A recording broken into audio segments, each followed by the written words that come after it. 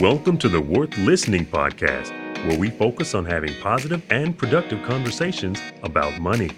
Join your host, Lauren Williams, four-time Olympian turned financial planner, as her guests share their stories about how they manage money.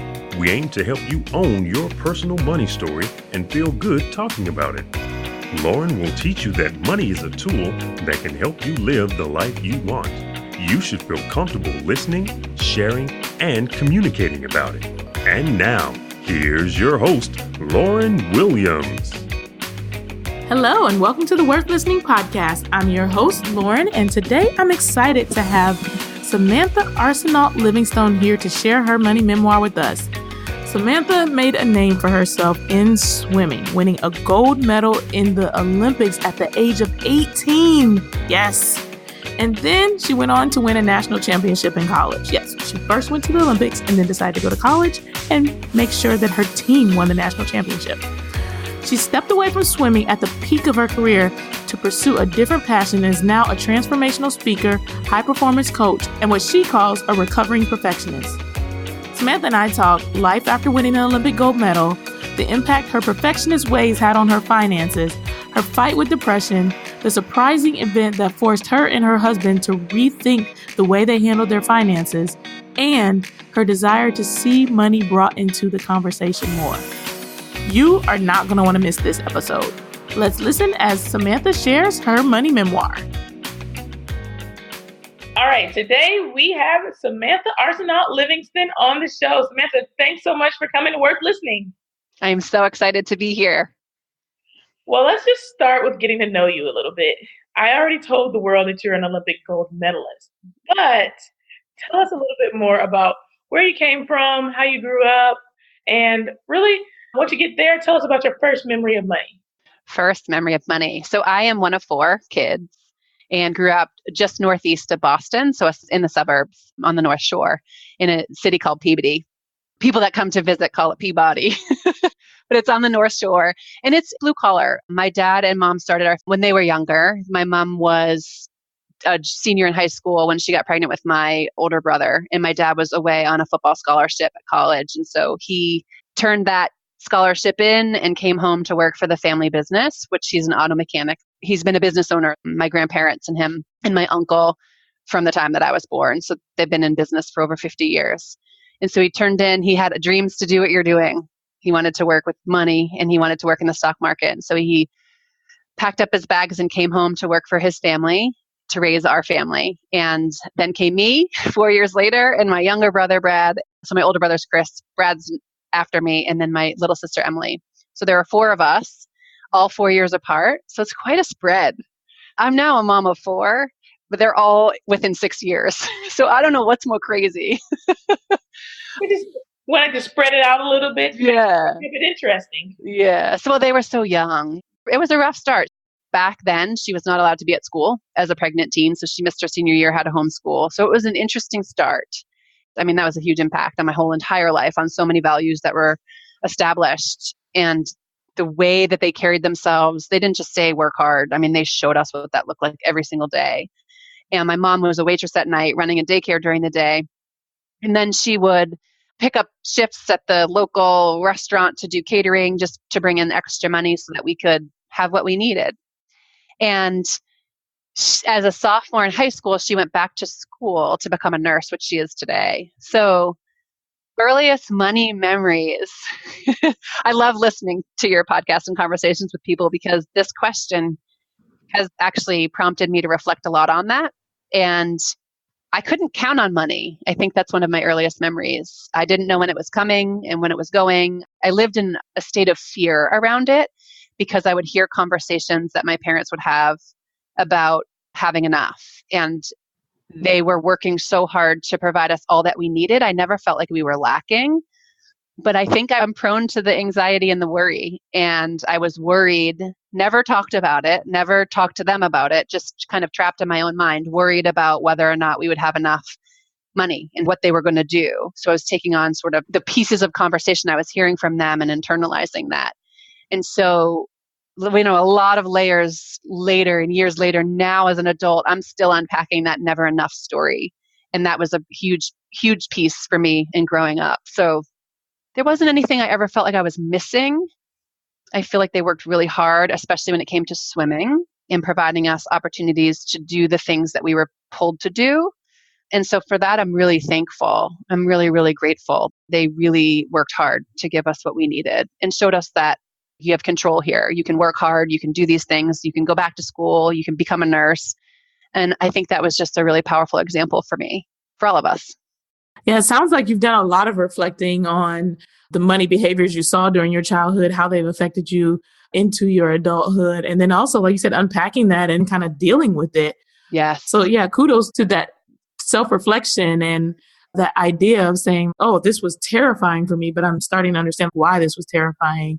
When you asked that question, I remember exactly where I was the first time I listened, like where I was driving, because I had this moment of one of the skills I've learned along the way. There's lots of parts of my story of healing coming through the darkness. And one of the skill sets is stepping into this space of a compassionate observer and being able to go back to that child, that young girl who was watching her dad use the old school Quicken and seeing numbers light up in red and asking him, what does that mean? Why is that one red? And he's like, well, there's not enough money. And they never finished the conversation or I didn't hear it. And so hearing you ask the question and then thinking and reflecting on it, it's like, oh my gosh, of course that young girl was scared about it. So thank you, truly, because it's been helpful. It's been helpful for me. I just love personal development. And that's a really powerful question to ask ourselves. In childhood, you said you weren't able to do swimming. You became an Olympic swimmer. Mm-hmm. How did that look? Because I think a lot of people think the expenses are so high to be able to have their children participate in after-school activities. And you're talking about being stretched for money. How did you get involved in sports? Were your brothers and sisters also involved in sports? My older brother was a swimmer. And when he joined the swim team, soccer was my first passion and love. And I was dragged along. I mean, when you have 4 kids, now I get it. Tonight I go to baseball and I'll have all of them with me for my oldest. And so I just decided I do not want to be sitting in this hot pool area. I would rather be swimming than doing this.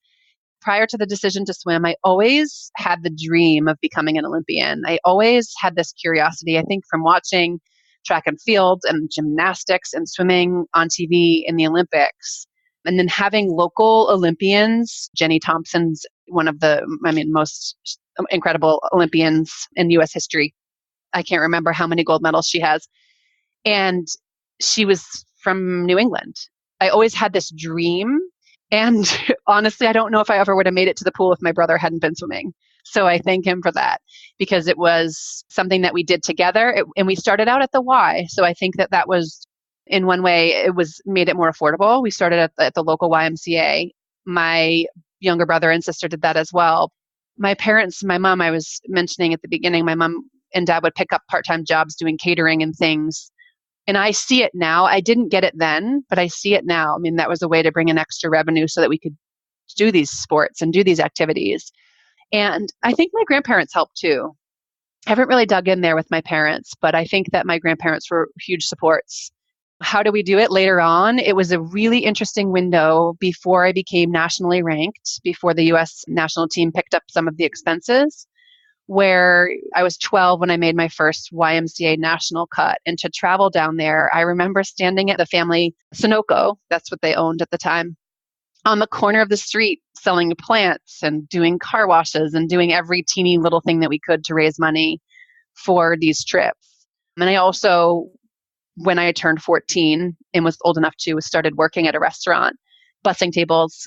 And then that turned into a whole bunch of different things. But I worked all the way through, even during my training up to the Olympics, always worked Friday, Saturdays at the restaurant. So we just made it work. Looking back, we made it work. We found a way. We knew what the expenses were and what our dreams were. We all had the dream and desire to compete in college at some level. I think my parents hoped, though they never expressed it, that we would earn scholarships someday. They gave us permission to dream and go after it. And they were there with the support financially, but it wasn't talked about.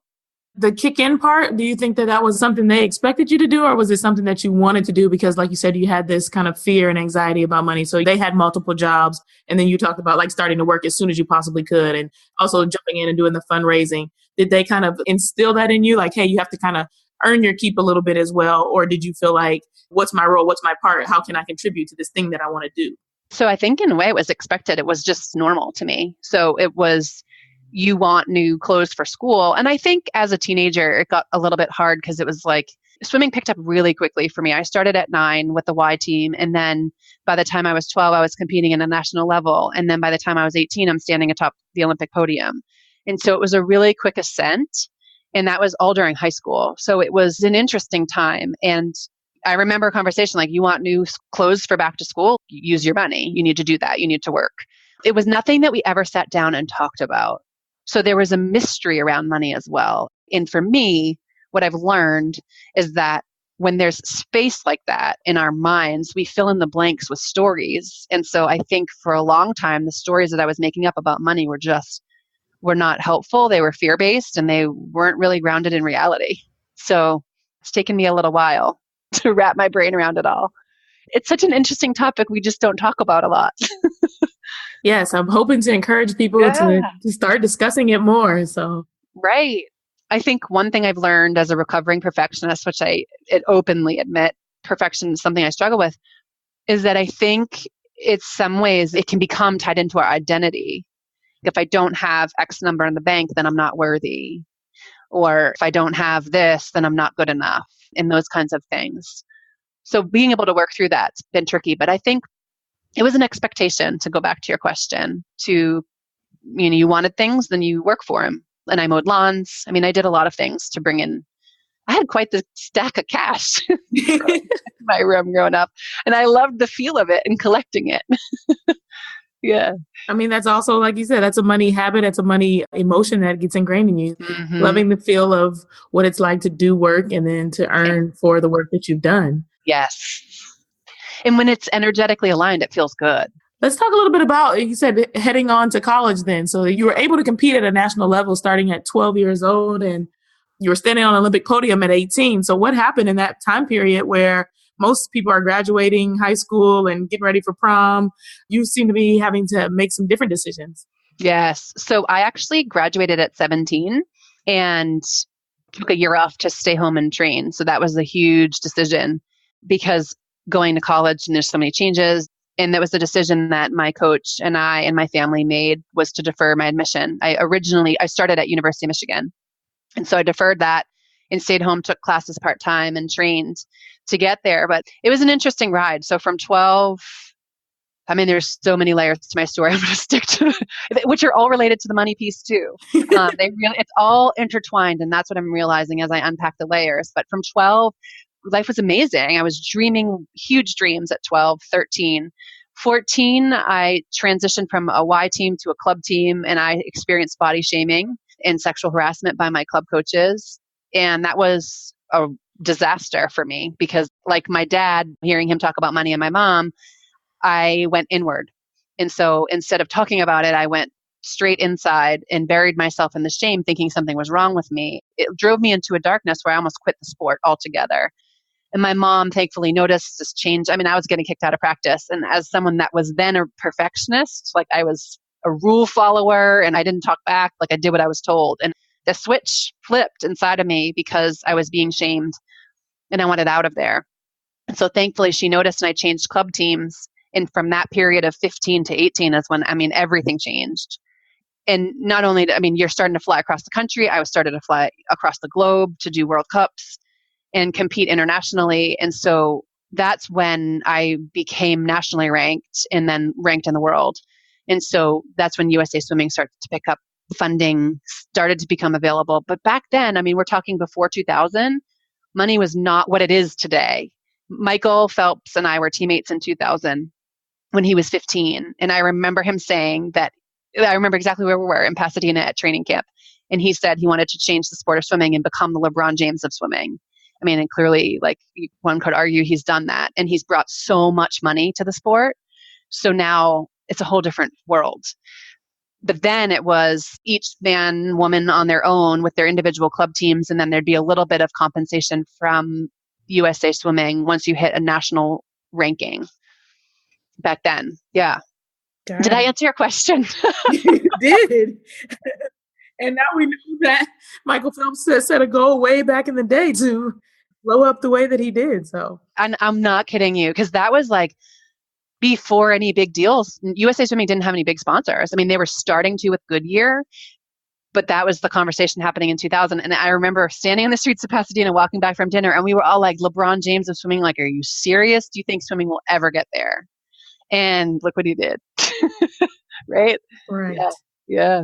So what was your Olympic experience like? There wasn't much money going into it. You were still kind of like self-funding. There was a little bit of help getting you once they said to these World Cup and other international competitions, but did things change? Did you become a millionaire overnight when you won your Olympic medal?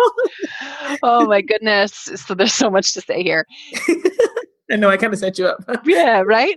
One of the big things I'm realizing, even continuing to realize through this conversation, is the lack of transparency around money. I think that, like I said, when there's that space, our brains don't like spaces. They like to fill in the stories, fill in the gaps. So I've just made up these stories. I didn't know I didn't know who was paying for what. I mean, I had no idea. All I know is that it was the coolest thing ever to walk through the San Diego warehouse and get all that Olympic gear. Like, that was the moment I was dreaming about.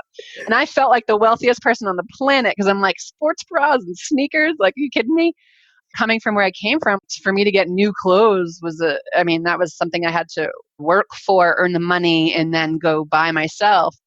And couple that with that dream. When I heard an Olympian speak when I was 10 years old, she was talking about that moment of going through the warehouse, right? Like going through and getting all your clothes in USA gear. So you get there, and I had no idea what medal money was. All I knew is that my roommate was not going to college. Like, she had planned that. She was a breaststroker, and she won gold that year. And she was 16. So she was 2 years younger than me. I had a college scholarship on the line. She brings home gold 2 nights before I swim, and she's basically signed away all her rights to the NCAA, which maybe we could get into this too. I don't know. Oh, I just have such issues with. I think it's different now, but like, to force that choice and to make it, I don't know. It bummed me out, because she missed the opportunity to represent her college and have that opportunity in school. So she signed her papers to go pro, and did I have a conversation about it? I just knew that I had another dream to win a national championship. And I didn't really understand what I was signing away.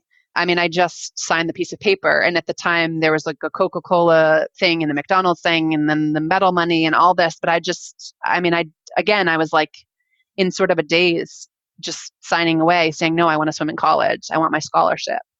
So there wasn't a lot of thought, but I remember looking at the paper being like, this is a big deal. Like, this is a big decision. Right. From there, I mean, there's a whole lot that we could talk about just stepping into this space of being an Olympian and understanding. Did you see the email that came through from the World Olympic Association president about the stat of what percentage of the population are Olympians? Did you see that email? I did not. Oh my goodness. I'll have to pull it up. It's like 0.006%, right, of the 7 billion people on the planet. And that perspective didn't come till an adult. So you think almost like, oh, I win this gold medal, and now, I don't know, you just think things are going to change and you're going to be completed and feel filled. And that is something that I have just started talking about recently, is that the whole truth is that moment was so gratifying for me and so fulfilling and so humbling to represent our country and be part of a relay and win a gold medal. And it was nothing like I imagined it would be. And to wrestle with those emotions and feel shame around them, because I didn't change. I was still me. The world saw me differently, but I was me underneath it. And so it was a really tricky space to navigate for me for a while. So no, I did not become a millionaire overnight. I'm still working on it. Right. Okay, so you decided to go to college. You said no thank you to whatever funds were on the line and monetary opportunities there. Yeah. And then what did life look like from that point forward? You got a 4-year scholarship. You finished school. Was the money you earned as a stipend as a full scholarship athlete? How did you feel like you were managing that? Where were your mental thoughts as it pertained to money, organizing what you had in college? Yeah, so there was, again, a lack of awareness. And so I went to University of Michigan, We came back, the Sydney games ended in September, almost October. So by the time I got to Ann Arbor as a freshman, I mean, the season had started. It was halfway through the semester. The Olympians that came back on campus had to take audited semester. You know, it was just a really, really interesting first start to get to campus and have to work your way through all those things. I had no idea. I mean, I just knew I got a check. I think it was like $900 a month to pay whatever. I don't know. Like, I don't even know what it was for because all my food was paid for. And I mean, I just had all I knew is I got this check. That was it. And it was the college was paying for it. It was part of my scholarship deal, but I didn't understand it. I didn't know what it was for. Did the university offer any financial literacy or nothing? Nothing. You organize? Yeah. No. They just said, here's this money. Yep. That's it. Here's some clothes.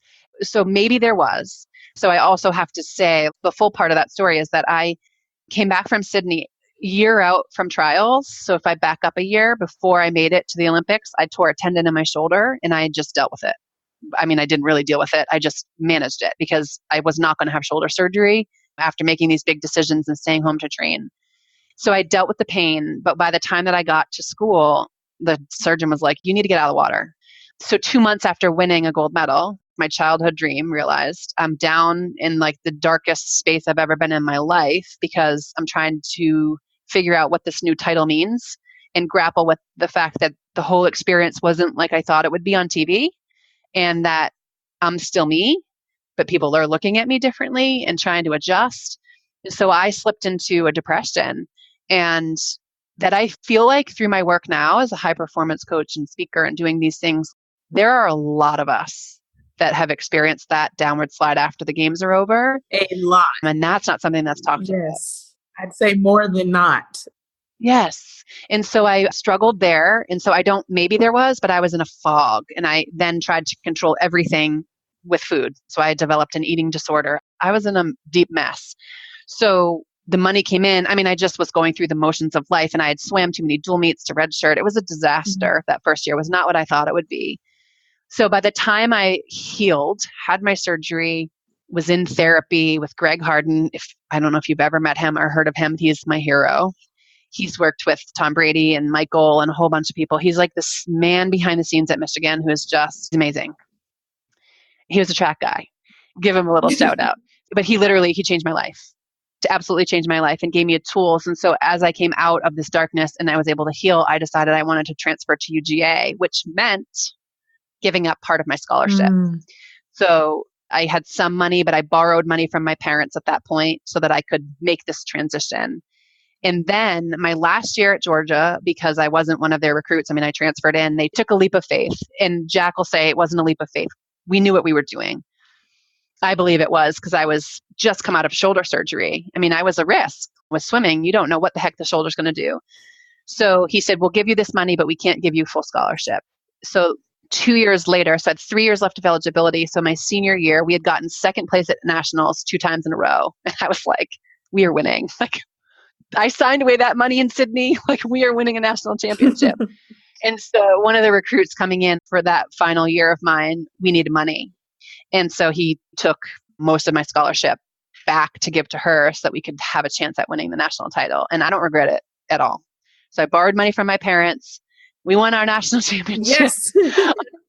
Yes, we did. Oh man, it was we were second to Auburn 2 years in a row. So it was so good to be up on the top of that podium. And so I came out of school owing my parents money, but I was fortunate enough to win NCAA and SEC post-grad scholarships that I used to pay for my entire grad school.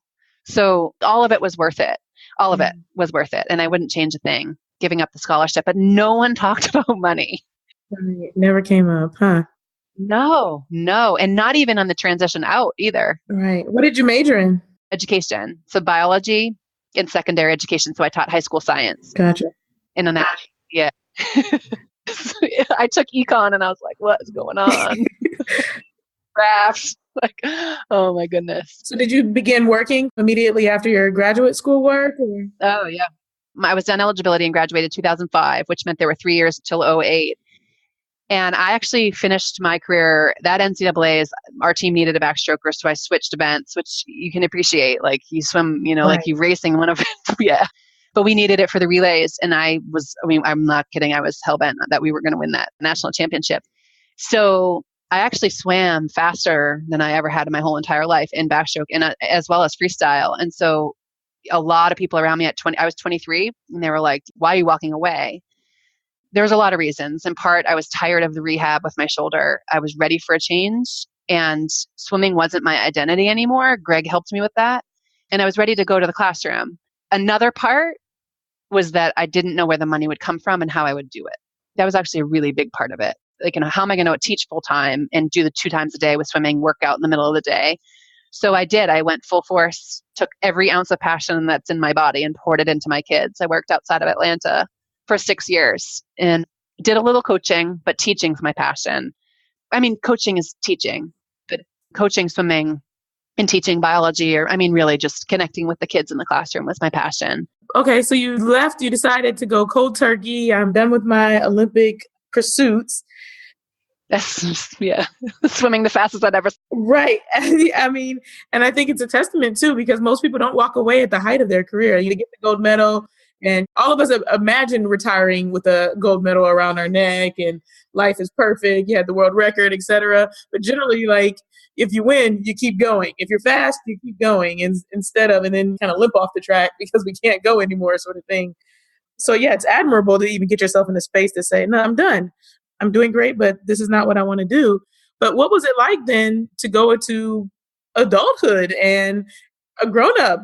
You get your first job, there's this 401k, or in the educational world, there's like 403b, and you're still pretty young. And how is it navigating that? Like, here's your paycheck that's going to come every 2 weeks, and this is what you should do, or like, who helped then? Thankfully, I worked for Gwinnett County in Georgia. It's an amazing public school system.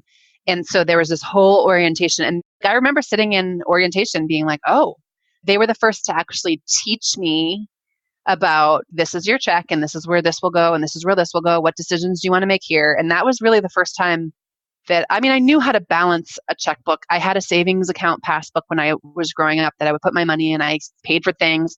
But this piece and this transition, it was really hard to be a national champion, Olympic gold medalist, just kind of be one of everybody, just a normal person. My husband's right now in Chicago at a high performance conference. And he sent me a quote that was like, super elite athletes, they want to stand out. They want to be different. And I'm like, oh, like I can feel that to my bones. And so that was a really interesting space to go into where you're just like brand new rookie teacher making lowest on the totem pole for earnings to be one of the group. And in some ways, it was a breath of fresh air as well. And then in other ways, I was like, okay, well, what's my plan? How am I going to climb this ladder? How am I going to climb the leadership ladder? How do I make myself stand out in this environment? Exactly. By year 6, I was co-department chair and curriculum chair biology, leading like 20-something teachers.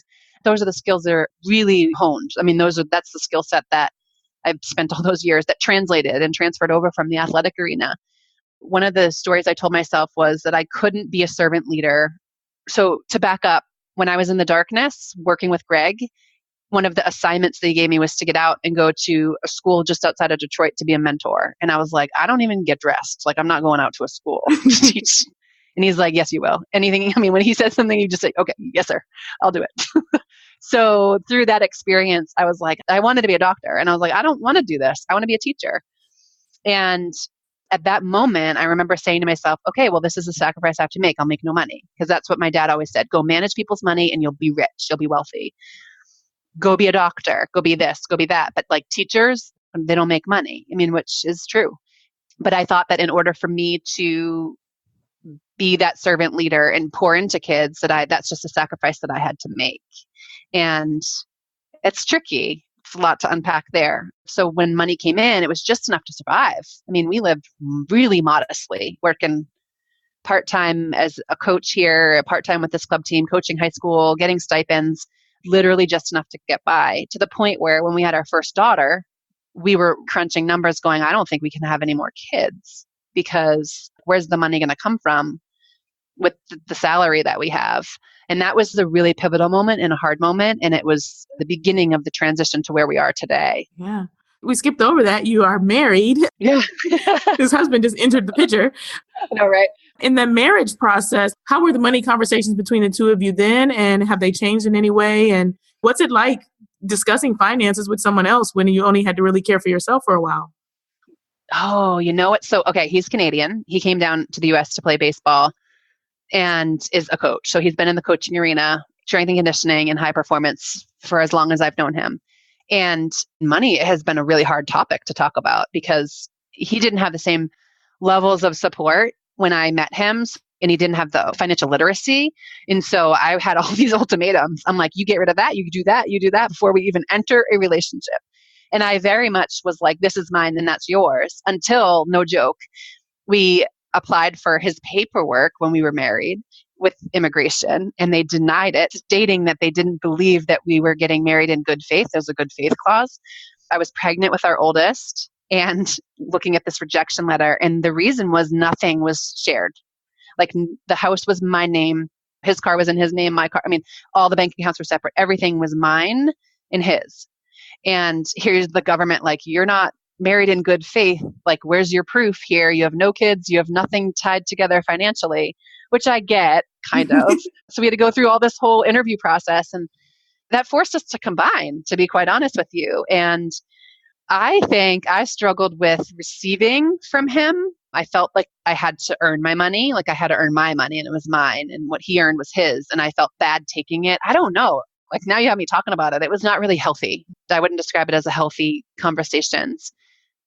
And we still, both of us, especially coming from the athletic arena, we were able to set goals. So we were like, okay, if this is what we want to do together, what do we need to make? Where's that going to come from? We have no idea. Okay, but there's the intention. Like there it is right there. And we're willing to give our services. So things started to shift when we literally locked in, what do we need to earn to pay bills? What do we need to earn to put aside to save, to have kids? But then we had a number in our minds of what we actually had to bring in. And then he started training. You know, he's worked with athletes of all levels and he had some Major League Baseball players come to start working with him and that supplemented. So it was an evolution. And then this moment, so we moved from Atlanta and I stepped away from a job that it would have been a dream job of mine to work with a Title I population as an assistant principal. And I turned that down to follow him up. So he's working at Williams College and it's been the best decision. You know, that took me out of the classroom, which was painful. And it also opened up space for me to do this entrepreneur thing that I wouldn't have done if I had never left the classroom. Wow. Really amazing. There's always this series of events that leads us to these points in our life, but the point that you just drove home is the importance of a plan. And frequently I always relate finances to sports and everybody thinks it's just because I'm an athlete, but it's like there's so many parallels in creating this game plan and really setting a goal and going hard after that goal. And what can an athlete do better than set a goal and start hammering out that goal? You approach your finances in the same regard and think about your husband as your teammate, then the sky's the limit in what you can achieve. So. I love that. I love that, thinking of it as a teammate. And I think that's it, is that we just recently, so to back up and not get too deep, I don't know if any of the listeners will have experience with trauma, but this was a traumatic experience for me when for all of us, but specifically me, because I walked away with PTSD when one of our girls 4.5 years ago, had open heart surgery and it was really rough. I mean, I don't need to get into all the details, but we almost lost her twice. And that moment in that series of those 41 days in the hospital and the whole ordeal shattered the perfectionist armor that I didn't realize that I was still wearing and the beliefs that I was holding on to. I mean, the rules that I had made up about this one right way to be and all of these things were preventing me from feeling joy in my life, from welcoming in abundance. I mean, I was trying so hard to control all the things.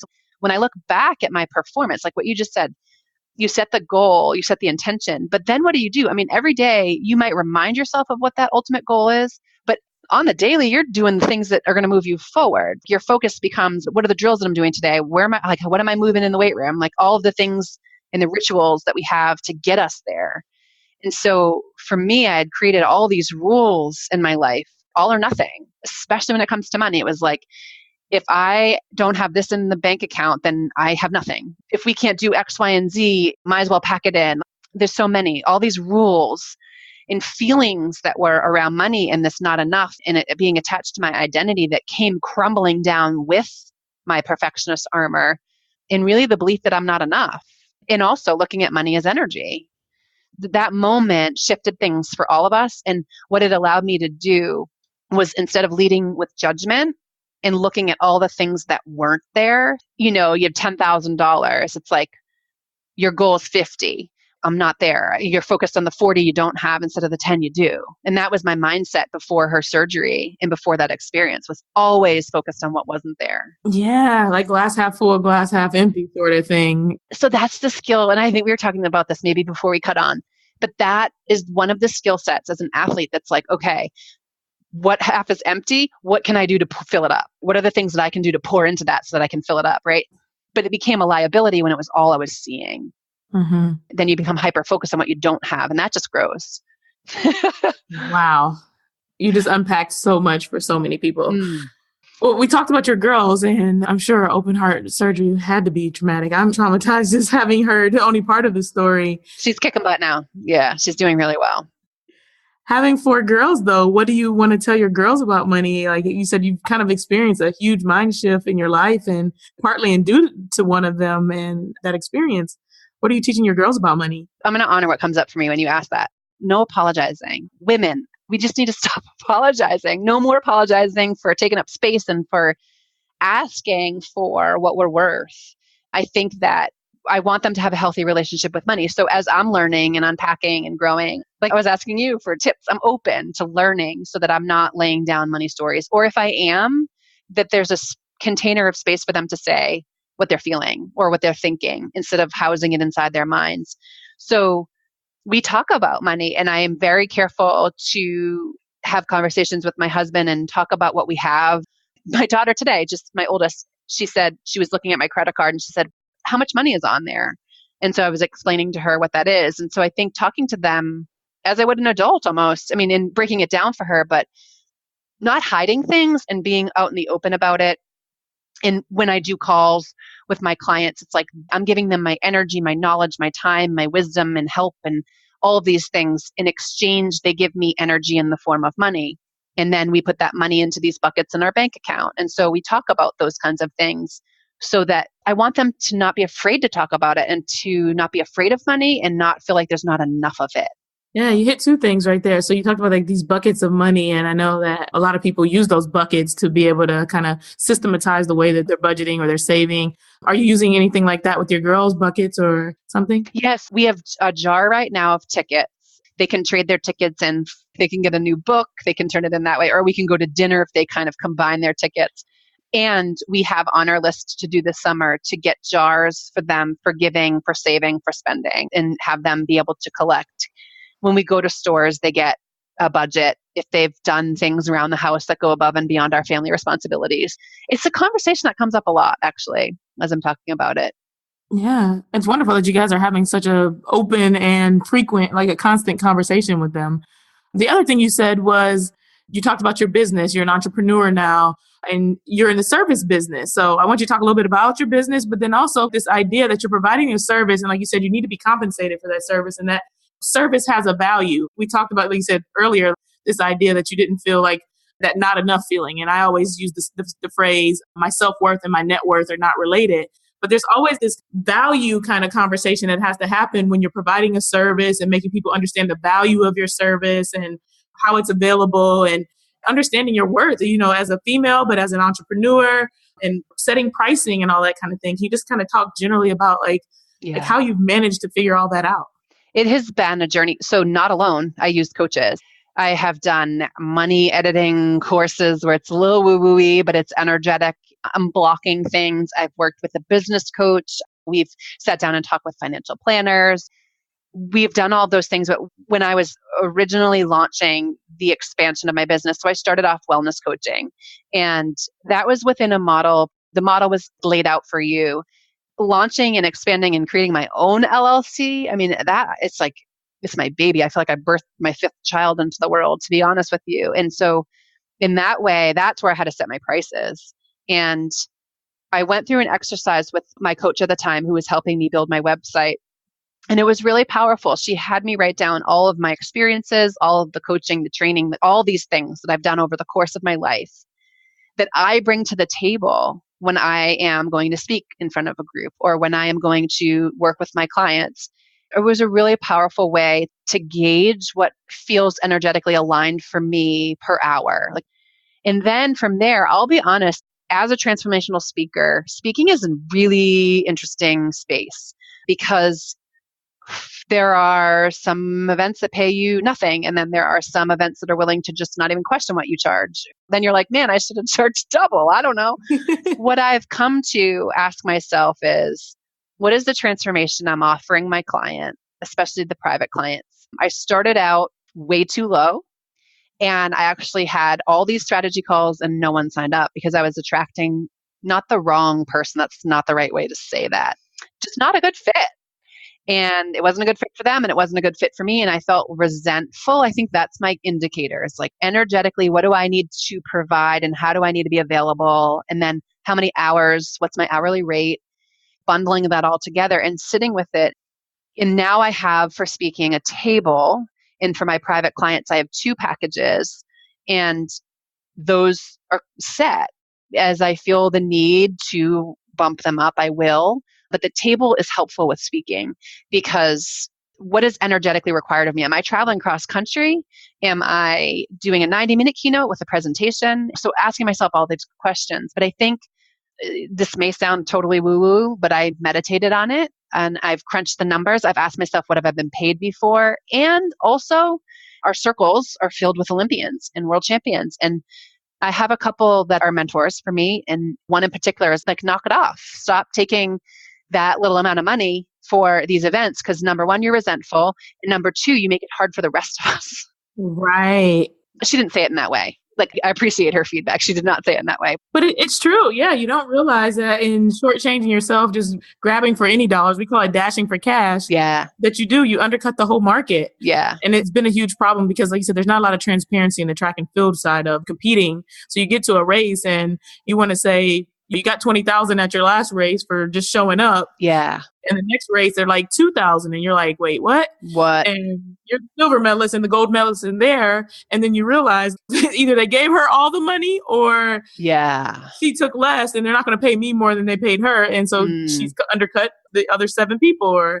And so just, really understanding. But that goes back to conversation, having that. But we don't have that. Exactly. You're starting that because we don't have that. And I think here's the thing about story. Remember, I was saying like we fill in the blanks. That's what our brains do. So like you see on social media, like I have friends that have been multiple Olympics, like when I talk about it, it's just my normal. And I see all of us as we're humans that have done extraordinary things, right? So it's normal to me, but it's all relative. But then you step outside of that and have somebody else's perspective and you're like, wait a minute, what? Like, oh, we are this 0.006%. You forget that sometimes. But my point is, this one particular person on the outside through social media, it was like, she's going to this place to talk and this place to talk. And I'm telling myself all these stories about how much money she's making. And, oh, she must be charging this. Or you look it up online and it's like the speaking bureau, she's charging this much. Then you talk to her and have a conversation. And she's like, I did that for free for publicity. And I'm like, oh, I'm over here beating myself up. There isn't conversation about it. And I don't know, maybe it's because it's personal. What do you think? Why aren't we talking about it? We should be. And it's exactly as you said. We're creating these perceptions where, they say perception is reality. It was like, oh, my friend is so rich and so famous and so wonderful. And they're living the Instagram life. And so you assume that must be real because I know them and that matches their personality. But you've not ever asked them anything about their finances. And so, a lot of people are living with the deep, dark secret of my life looks so amazing and I'm flat broke. Yeah. And then there's people on the other side that are watching them and saying their life is so amazing and I'm such a failure. Yes. You simply have the conversation. You realize your friend is just like you. And then you guys can lift each other up. Yes. All right. Samantha, this has been amazing. I want to wrap up with what I like to call the final sprint. So I'm going to ask you some questions and we're going to do rapid fire responses, sprints, if you will. Yes. First question. You got $20 in your pocket right now. What do you spend it on? $20. An iced coffee and a personal development book. Ooh, yeah. And then it's spent. For sure. What is your worst money habit? Oh, getting stuck in the never enough.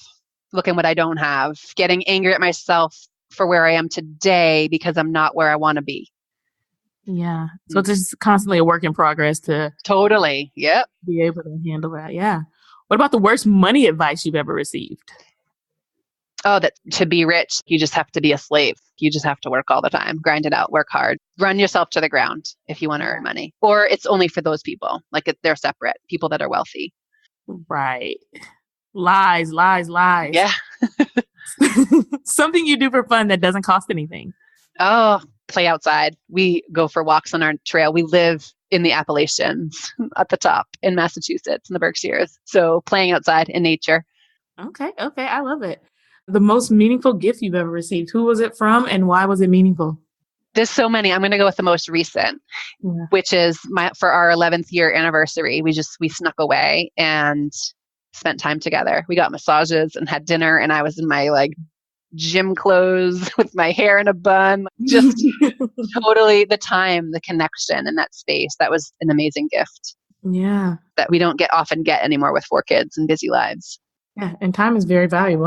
It's a thing that's priceless, right? Mm-hmm. All right. So our final question is, can you share one thing with us that you would like to improve about your personal finances in the upcoming year? The self-trust, trusting. Just like when I set the goal to become an Olympian, I didn't know how the journey would unfold. I mean, I can look back and see how it all makes sense, but in it, I had no idea.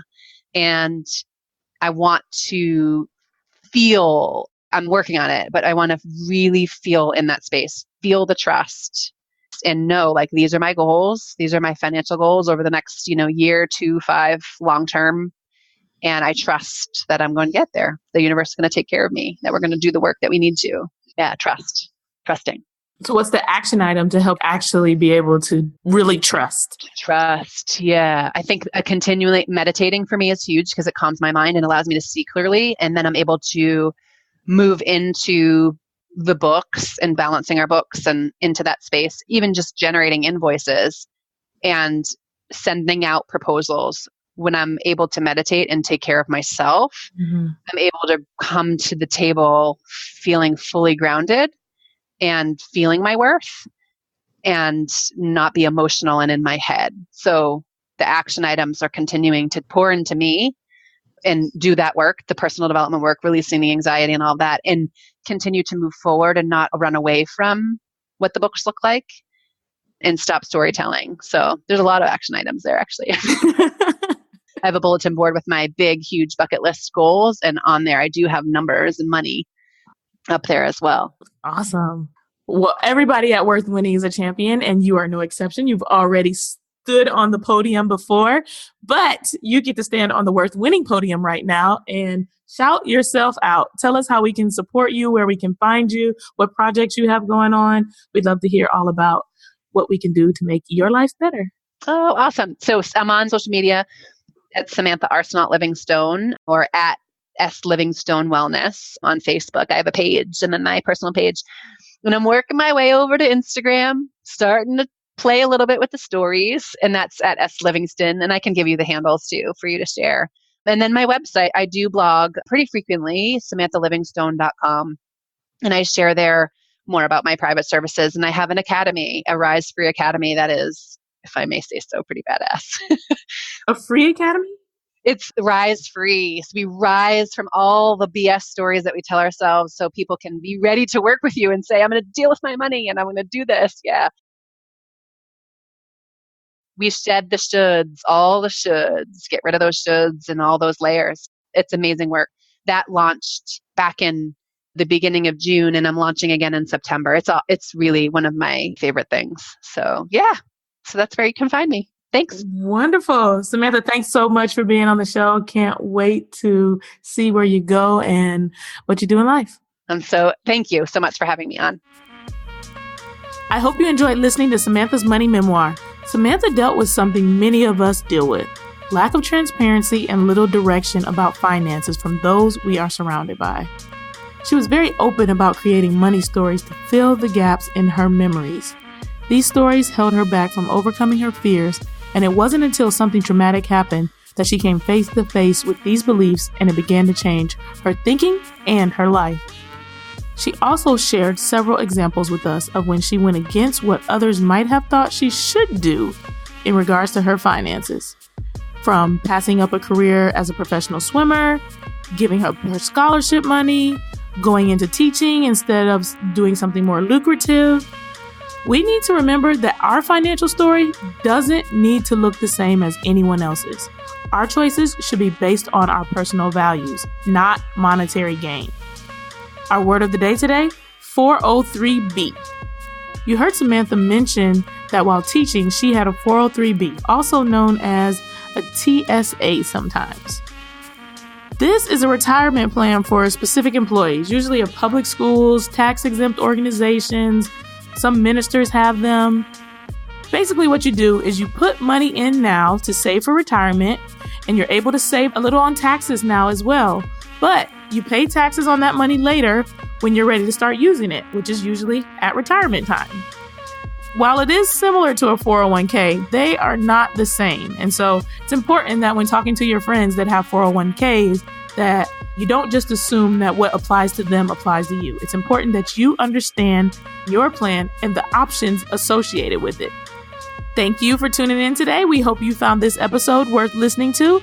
As always, if you have financial questions, want help organizing your finances, you have suggestions for guests, or you would like to share your own money memoir, please contact us through our website, worth-listening.com.